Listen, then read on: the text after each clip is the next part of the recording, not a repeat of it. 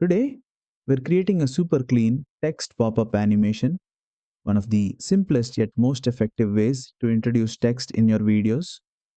Let's get started. First, open your project in CapCut. From the bottom toolbar, tap Text, then tap Add Text. Type in the word, title, or message you want to show. Now go to the Font tab and choose a style that matches your video's tone. You can go with bold fonts for strong titles or minimal thin fonts for a softer look. Next, tap the Animation tab. Inside the In section, scroll until you find the pop-up animation.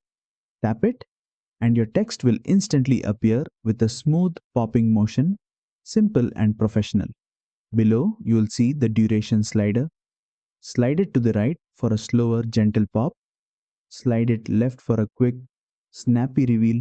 Adjust the speed based on your edit style. And that's it.